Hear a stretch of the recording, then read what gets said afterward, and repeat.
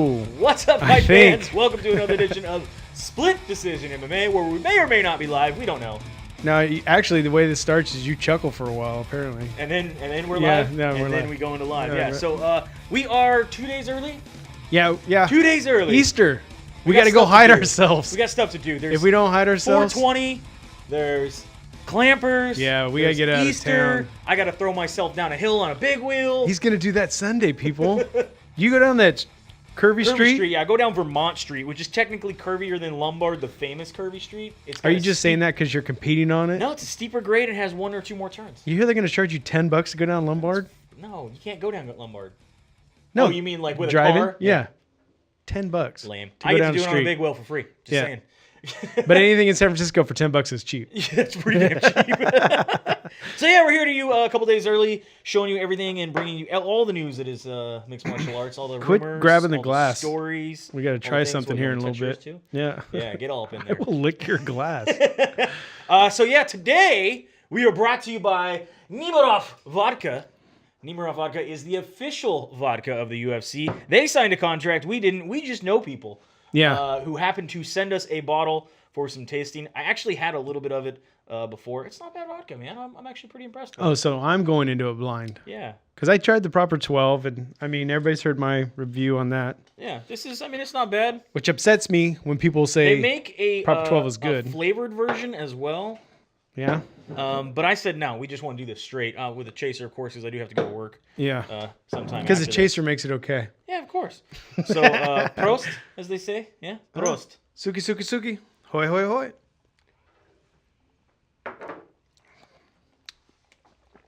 Vodka Red Bull. That's nice. Yeah. I'm going to let it. Let it linger. It's not as. It's good. It's a lot better than I You thought. want more? No. No. Got things not to do at, after? yeah. Yeah. So a yeah, lot of stuff. Nemirov Vodka, official vodka of the UFC. We also drink Modelo sometimes, which is the official beer of the UFC. Yeah. Do we have any? Yeah, I got some down here. Yeah, do we really? Yeah. I think that can's empty. We had It's empty Modelo. camp, but there is some Modelo. We drank Modelo. Here. We did. We'll throw that up there too. Yeah. I don't know how legal any of this is. We like booze here on this podcast, and feel free to send us some more. But neither one of these sponsor us. These are not a sponsor. Anything that we say does not represent any of them. No. Ever. Ever. Ever. But yeah, let's jump. These guys always support us. always support us. Always support us. Yes. Let's jump into the news. Big story that is going on currently, as in like we got an update an hour ago. Man, the story's bad itself, but the stuff that's going on the side is even worse. It's pretty crazy. So this has been going on since 24 hours ago. No, let's keep going back further than that. I think her own last post, April 15th. Fighter Angela Magana was having some back issues while training.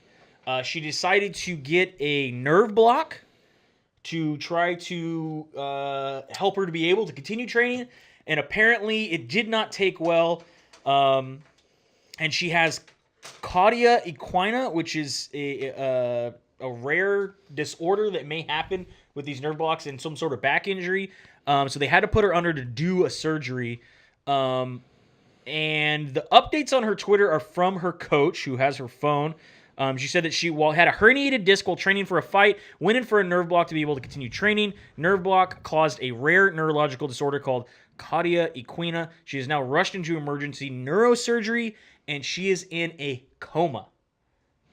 and we don't know if she went into coma or if she's been chemically induced into coma. So Yeah, I haven't seen the information. that's I know, it's a big difference if she went into a coma or if they induced it. So yeah, I mean, Angela Magana is not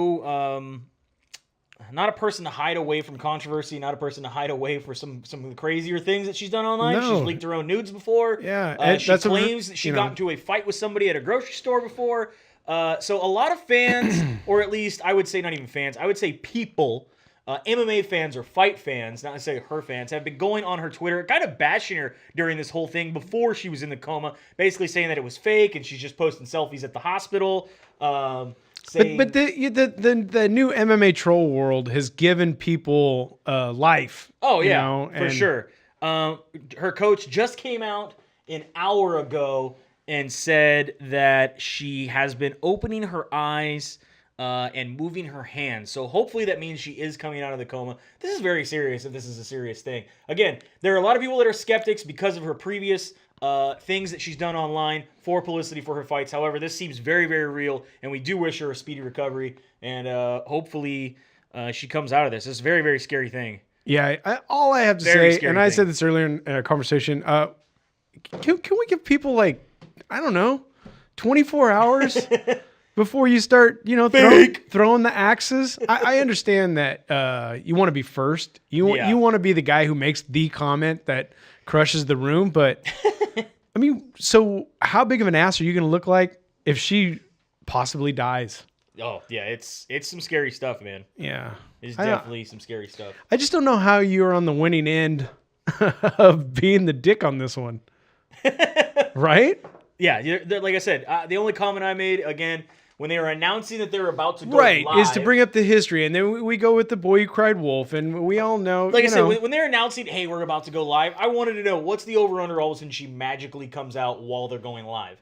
I mean, it's like a bad soap opera. You know what I mean? It's possible that it's like a bad soap opera, but and to me, if you're doing that to get fans, your career is over. However, this seems very real, and I do wish her the best of luck. Yes. And no ill will, and hopefully she will get better and come out. Again, her coach just came online on Twitter live about an hour ago saying that she is opening her eyes and her hands are starting to move, so hopefully that is a good sign for Angela Magana. Right. Yeah, Pete, we agree. Comas are not good. Commas are helpful, but comas are no bueno. Helpful. It's a horrible time joke. Moving on from there, Ronda Rousey broke the internet. Semi-broke the internet? I don't know. Posted this up on Instagram saying she is on a impregnation vacation. Impregnation? You know, it's funny. They do this in China, right? Don't they take a week off to try to get pregnant? So yeah, originally, remember back in January, reporters were asking her if she was pregnant or gonna quit or all this other stuff, and she said she didn't know why it was anybody's authority to speak on the plans of her own uterus and to leave her reproductive organs alone. A lot of people said that she was possibly going to be out after WrestleMania, and sure enough, right after WrestleMania, she announces on Instagram that her and Travis Browne are trying to have a baby. Good for Ronda Rousey. At first, everyone reported that she was pregnant, but now going back and listening and trying to read the words, I think she is taking time off to try to have a baby. Good for Ronda Rousey and Travis Browne. Oh, yeah. I'm excited for them. They need to have that commercial. Have you seen the commercial for the investment banker guy who tells you, oh, is that what you want to do? Yeah, we can do that. Yeah. See, they need to have that with Travis and her. It's like, oh, you made $12 million this year? You're ready to have a baby. You know what? Maybe it's time to have that baby. That's what we set up right over here in hobbies. Some more women's because that's your new hobby if you're going to have a kid. Gina Carano, former Strikeforce champion. Okay, so let me run it by you real quick how I understood it. Yeah, so I'm going to read the headline, and Dennis, you're going to tell me what happened. Okay. Gina Carano, Star Wars The Mandalorian, explains her character and what she's doing. So Gina Carano is going to be in a Star Wars TV series. Where she kills Boba Fett with a mandolin. And I don't know if it's the musical one or the one you use to slice potatoes. I'm thinking it's the potato slicer one. It's way more deadly. So, spoiler alert. Yeah. Boba Fett's going to die because of Gina Carano and a mandolin. Yeah, but as now talking to a Star Wars person, I'm completely wrong. Completely wrong. Gina Carano is going to be playing Cara Dune, which will be on the new Star Wars TV series called The Mandalorian. Where Mandalorian, if you do not know, is the species that Boba Fett is. He's a Mandalorian. I don't know. Anyway, yeah. So I'm pretty sure he's a Mandalorian. So she's gonna play an ex-shock trooper, half man, half DeLorean. He's Mandalorian. This is gonna be on Disney Plus, the new Netflix killer. Apparently, the new Netflix channel, or excuse me, their own channel, similar streaming service, similar to Netflix. Gina Carano will be starring in this TV show. So, the next money vacuum. If you are a Gina Carano fan or a Star Wars fan. Who isn't a Gina Carano fan? Sign up for Disney Plus along with your ESPN Plus and your Fight Pan Plus and your Hulu Plus and your Netflix Plus. Remember when they told us once we do a la carte, it's going to be cheaper. It's going to be cheaper for everybody. It's cheaper. It's not. I take it all back. I don't want a la carte anymore. No. It's freaking me out. A la carte's going to cost me $300 a month. Yeah. It's getting crazy. I don't like it. Yeah. More women's MMA news. Leslie Smith, if you remember, Leslie Smith was having issues with the UFC. They let her go. Because she was rebel-rousing and trying to unionize. But can't have those carpetbaggers coming around here in the UFC. She is instead signed with Bellator. She said she's excited about signing with Bellator, where they do not have the climate of fear that was present in the UFC. Apparently, they have better climate in Bellator. If she could have worked in Danger, that would have been perfect. Clear and present Danger. They are a company who cares and listens to their fighters. They put them first and give them an opportunity to have sponsors. And there is a lot of expression that can happen inside those deals and sponsors. Right on. Yeah, Brandon. Yeah. She's also talking about moving down to featherweight. She was fighting in bantamweight. She's talking about moving featherweight. Wow, see, that's weird. As the women get older, they go down in weight classes. As men get older, it's like, no, I don't want to. I can't fight 155. How about 205? I can do 205. I couldn't even. Big news over the weekend. Rich Franklin, former middleweight champion, has been inducted into the UFC Hall of Fame as a pioneer. How do you feel about that? Just his work in Pet Detective alone, I think is grounds enough, right? I mean, how do you fight and do Pet Detective? Was there Pet Detective too? And The Mask? Yeah, there's two of them. He was the Mask? He was the Mask. Oh, man. He was the stand-in for the Mask. Sweet. For the fight scenes. Just his face. Just the fight scenes. Veteran of 37 professional fights, 13-year career, 29-7. Includes wins over Ken Shamrock, Chuck Liddell, Evan Tanner, and Vanderlei Silva. And that's a rough 29-7. He had a pretty good career, man. Pretty good career.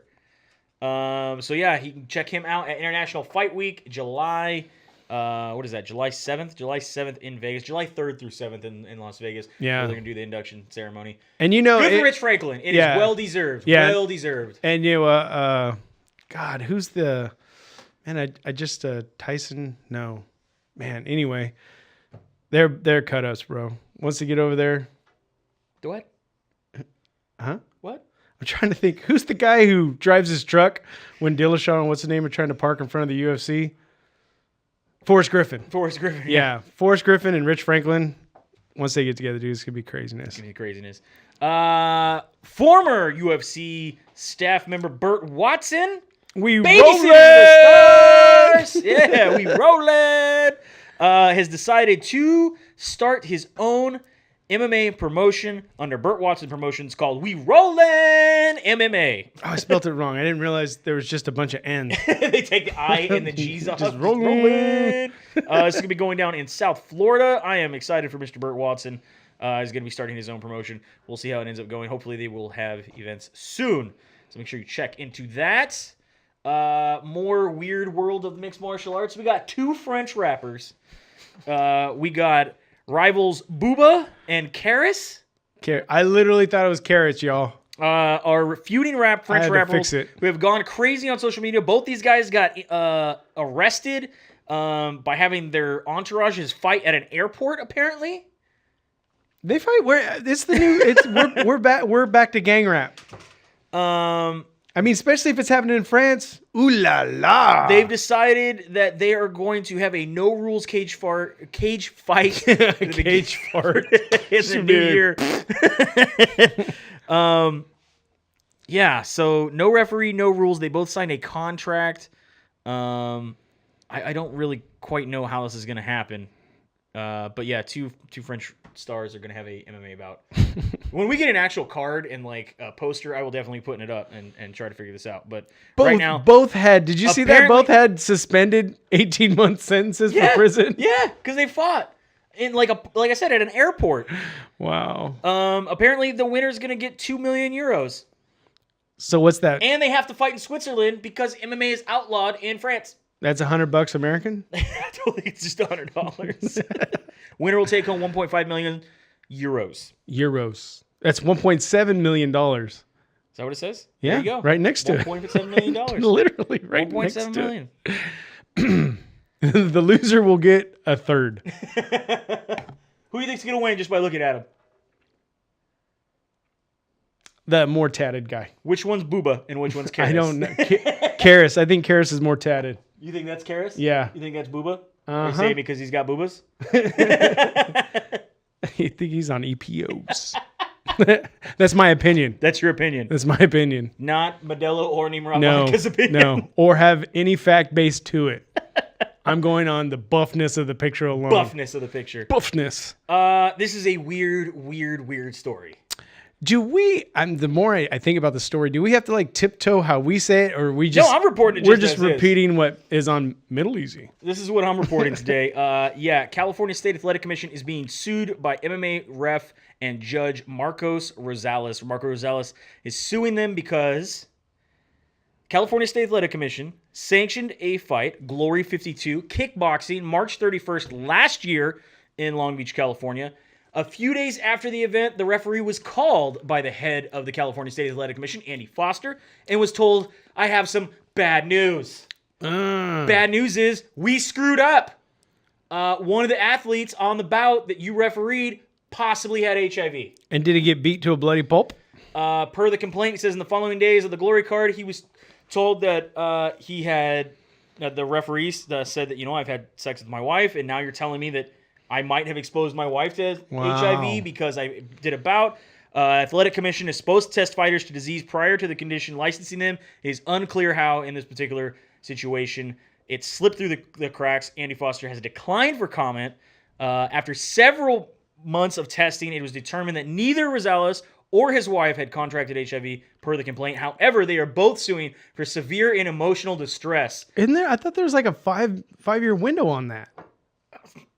I don't know. Technology changes every year. Andy Foster, the California State Athletic Commission, basically somehow there was a fighter on the Glory card that tested positive for HIV. This guy refereed it. He was worried for himself and his wife. They are now suing for emotional distress. Okay, so, and again, I'm just doing the devil's advocate here. A lot of blood work is done months before a fight, right? Mm-hmm. If I expose myself between the time I do my blood work and the time that I fight, literally every fight, someone could be exposing somebody to HIV. Mm-hmm. Right? I would assume, yeah. Yeah, so I don't know. I understand. This is a ref, man. I mean, if I understand why he. I'm a ref. I come in to go, both these fighters are clean? Cool, let's fight. Oh, you got some blood on me. It's not a big deal. You guys are clean. Right. Now come to find out they're not clean? Right, but again. I'm freaking out, man. No, but if I tell you they're clean, I'm just saying 3 months ago when he gave me his blood, it was clean. Right? Yeah, I guess. Okay. Still. Again, just playing devil's advocate. I can still see the lawsuit happening in the lawsuit. Yeah, I'm on the side of the guy who was worried about being infected. Freaking out. I'm not in favor of like some huge settlement.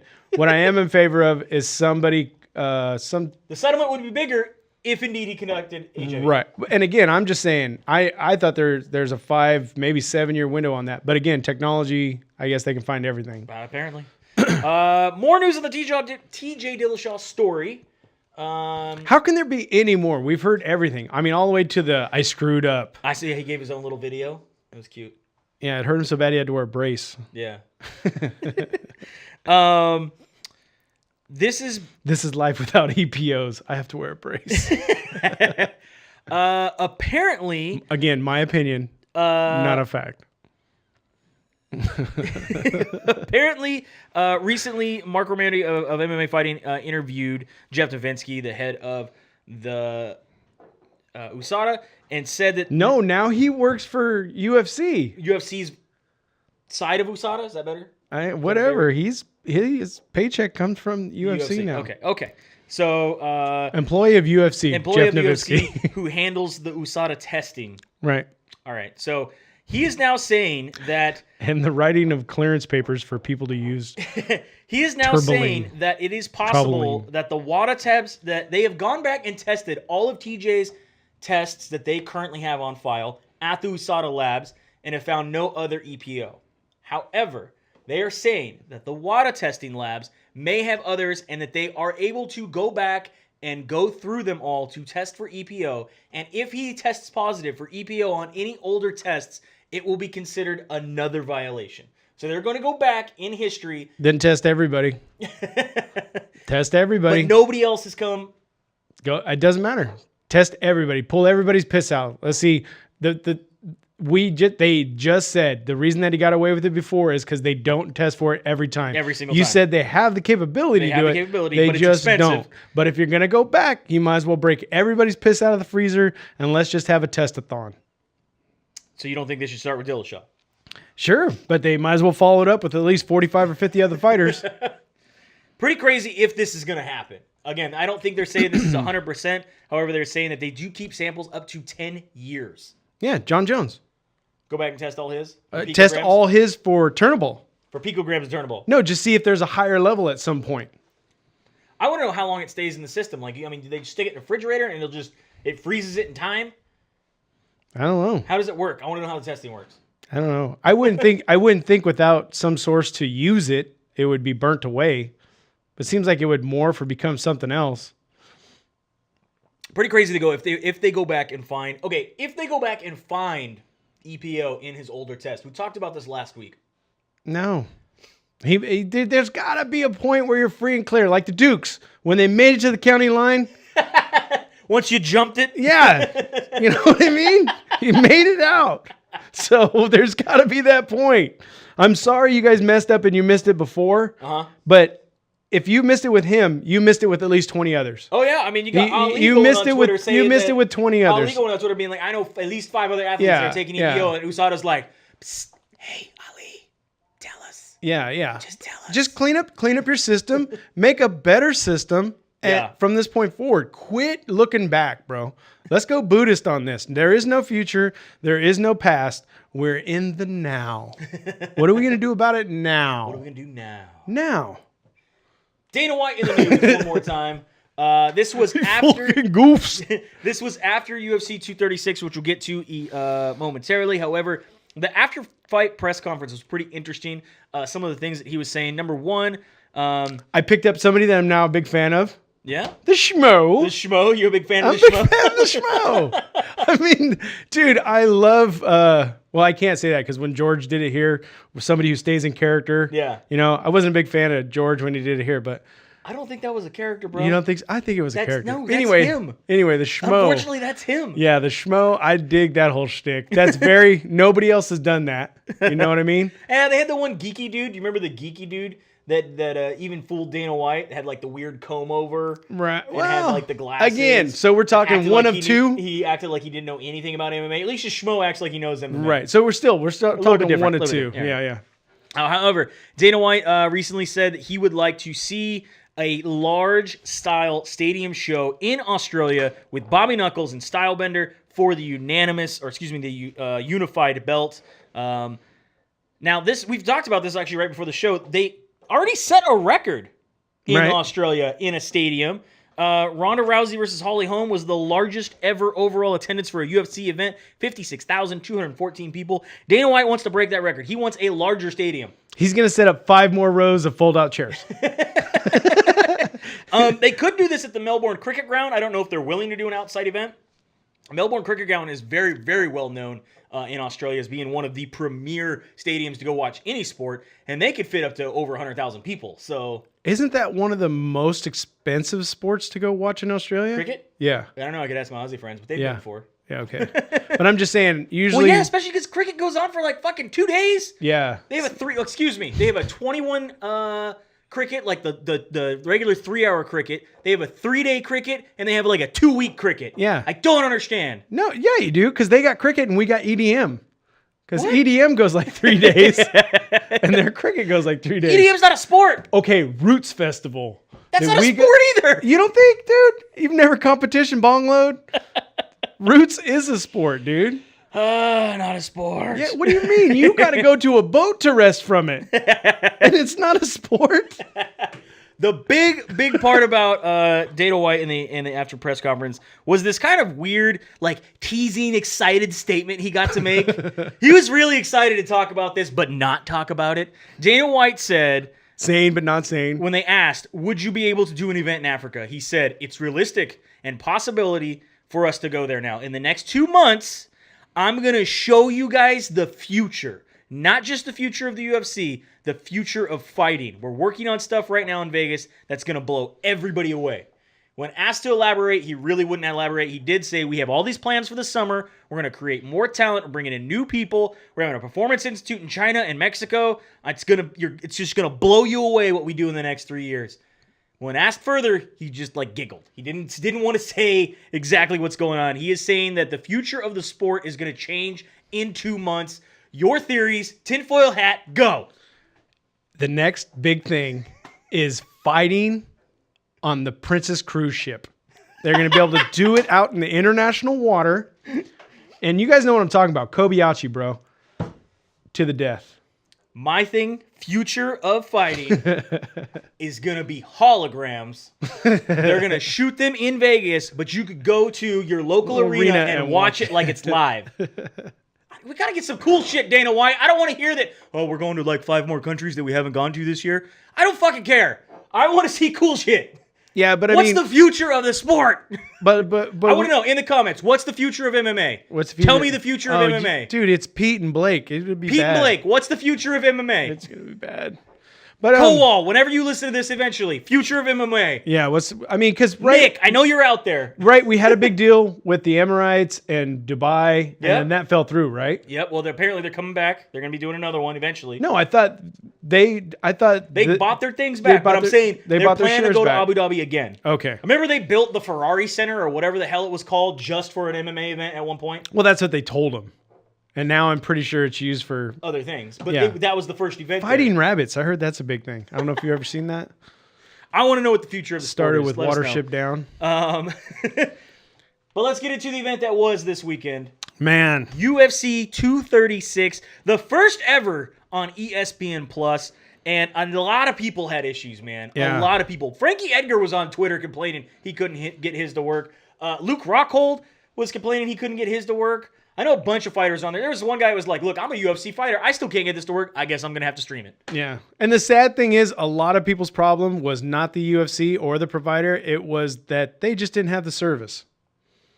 ESPN Plus, I know, was causing a lot of issues. People couldn't sign up fast enough, or it wouldn't unlock, or they didn't have the buy option, or something like that. Well, at the house I was at, he was told that he'd be able to stream it on 2 TVs, and it ended up kicking us off one after a while. Yep. Yeah. I got to believe that's true.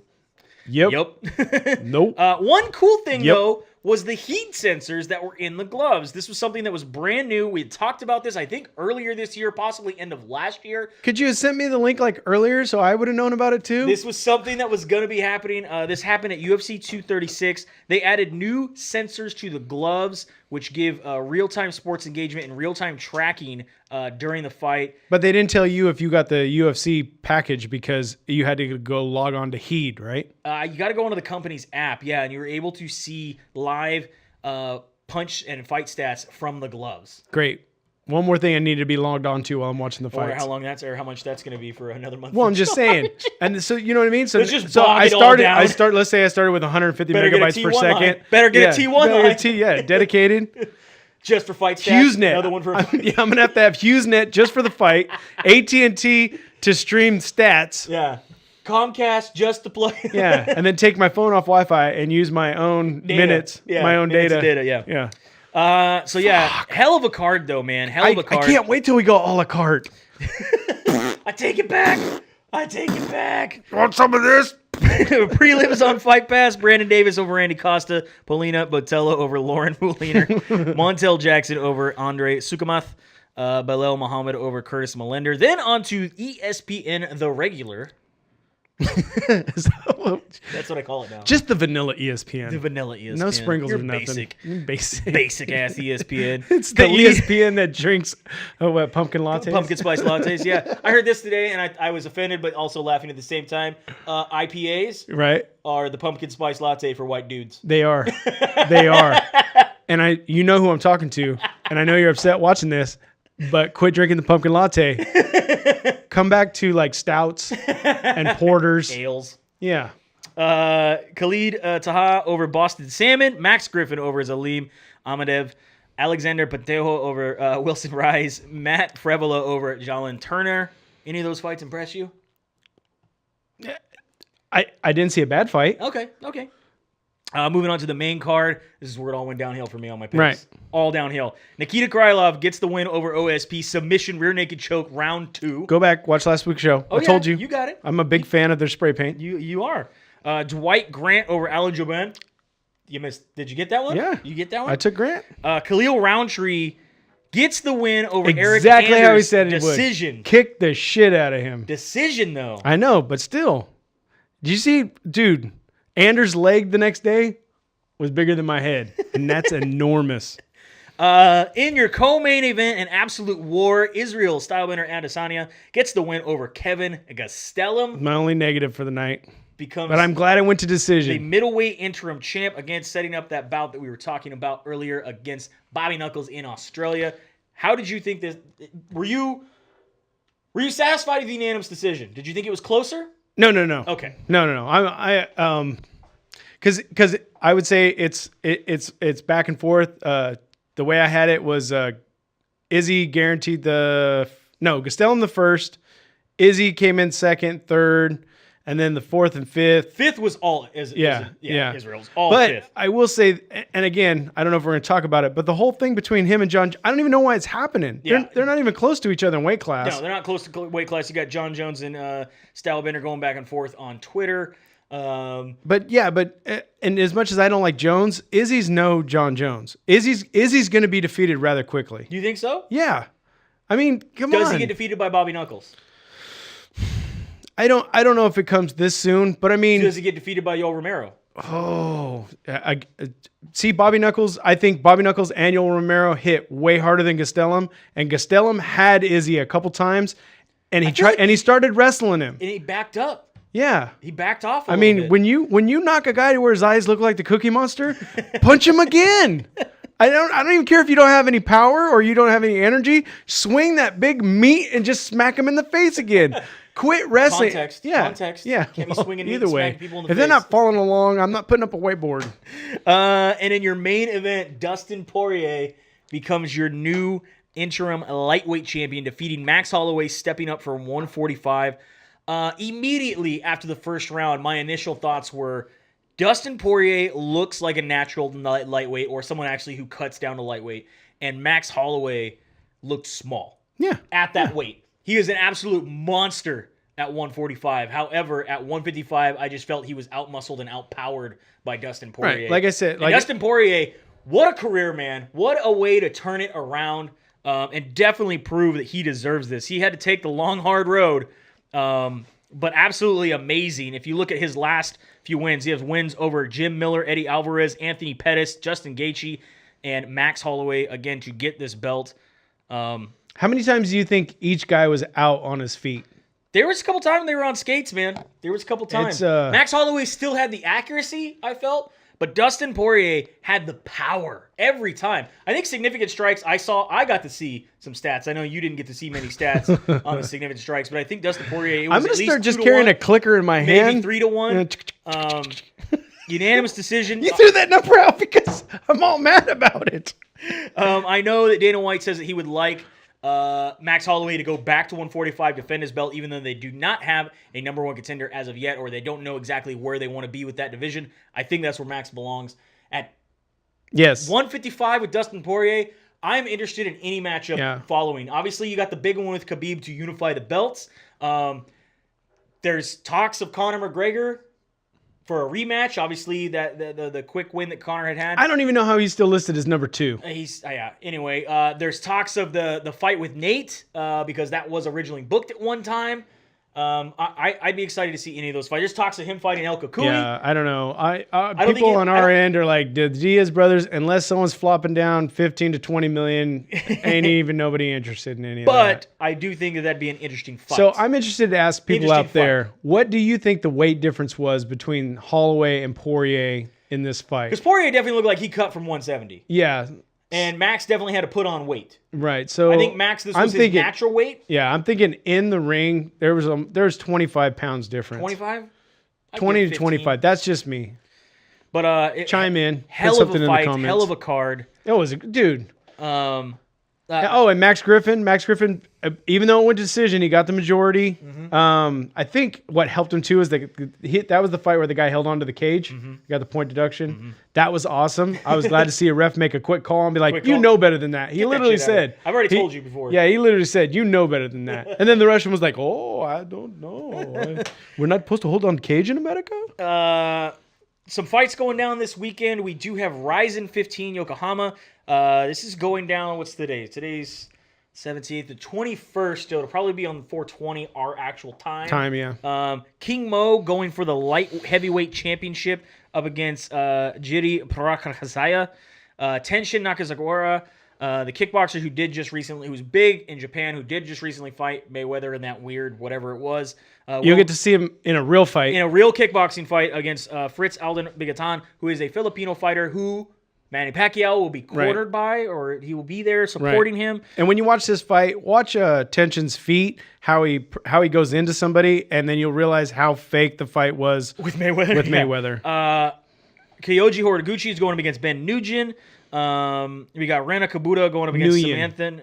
The G silent. Samantha Jean-Francois. There's a lot of Kano Watabe's on this card. A lot of good fights on this card. Again, this is going to be on Rizin 15. And then, of course, you have your UFC card, which has its multiple names that I love to read. We have UFC Fight Night, Overeem versus Oleanik, UFC Fight Night 149, UFC on ESPN Plus 7, UFC St. Petersburg. Yeah. This is all going down on ESPN Plus. So if you signed up for the weekend to watch the pay-per-view, you already have it. Yeah. Just watch it. Yeah, you can cancel later. You get 3 months free, right? You get 3 months free. Yeah.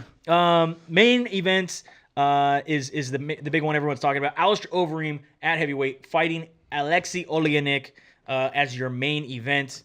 Also on this card, you got Roxanne Modafferi, you got Islam Makhachev, Marcin Tiberius. A lot of good fighters. A lot of, obviously, European fighters on this card. They like to stack those cards when they're over in Europe. But the main event, Overeem versus Oleanik. Who do you got in that main?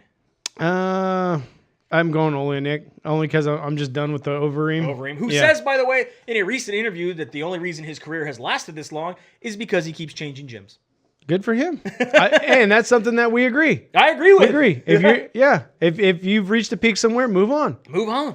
Yeah. Got to change it up. Who you got in the Modafferi fight? Modafferi.